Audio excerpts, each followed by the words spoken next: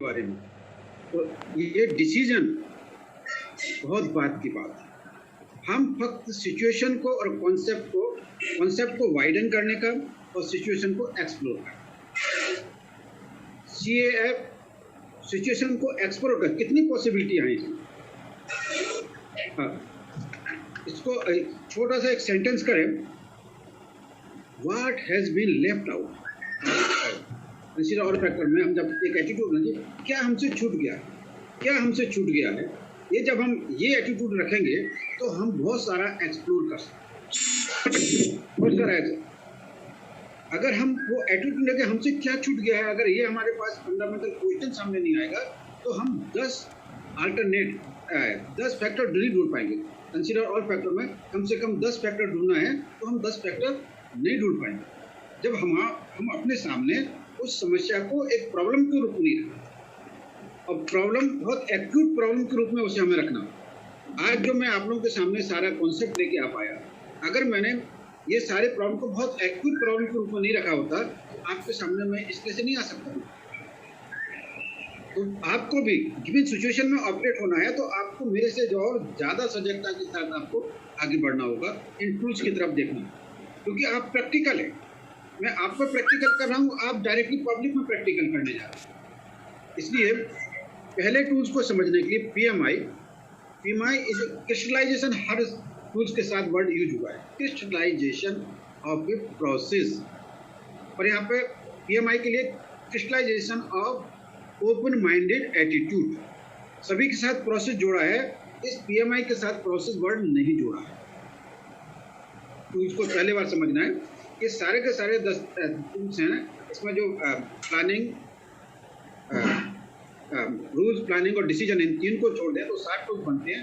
ये कहीं ना कहीं प्रोसेस है, लेकिन पहला टूल प्रोसेस नहीं, ये ओपन माइंडेड एटीट्यूड है, ताकि हम अच्छा, बुरा और इंटरेस्टिंग देख सकें। हमें देखना है, हम किसी चीज़ को देखने के लिए, अगर हम प्रॉब्लम को नहीं देखेंगे, नहीं समझेंगे, उसे डीपली नहीं जाएंगे तो हम सॉल्यूशन बेहतरीन नहीं निकाल पाएंगे। इसलिए सबसे पहला है PMI में एक एटीट्यूड डेवलप करना है, ओपन माइंडेडनेस।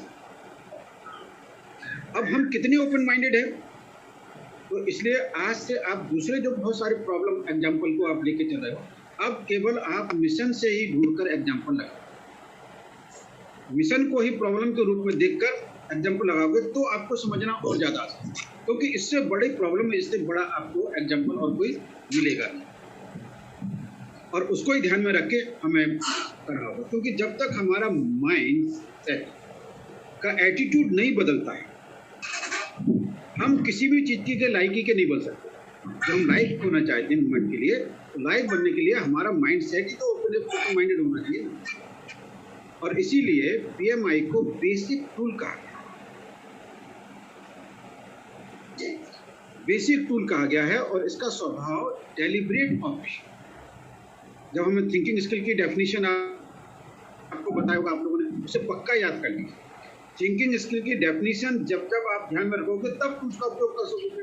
आपको थिंकिंग स्किल की डेफिनेशन आपके माइंड में है नहीं, और टूल्स का उपयोग करोगे तो कहीं ना कहीं, मैं बहुत सीरियसली बोल रहा हूँ ये चीज़ें कि किस प्रकार से आप लोगों को ये टूल्स का उपयोग करना है। तो अगर आपके माइंड में थिंकिंग स्किल क्या है? Thinking is a skill which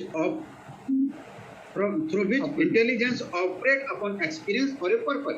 अब पर्पज आपके प्रॉब्लम है, इस प्रॉब्लम को सॉल्व करने के लिए आपके अनुभव के अंदर जो भी कुछ हुआ है उसको टैलेंट से उसे बाहर निकालना है, और बाहर निकालने के लिए टूल्स का उपयोग करना है। इतना सब थिंकिंग की डेफिनेशन है। इसीलिए मैंने इसे बिगेस्ट सोशल इन्वेस्टमेंट, तो इसे एक बेसिक टूल्स, मतलब सारे टूल्स का बेसिक टूल्स, हर जगह इस एटीट्यूड की जरूरत होती है। कंसीडर ऑल फैक्टर, AGO और दूसरे जितने भी टूल हैं, इन सब में PMI की जरूरत है, क्योंकि ओपन माइंडेड की गरज है ही।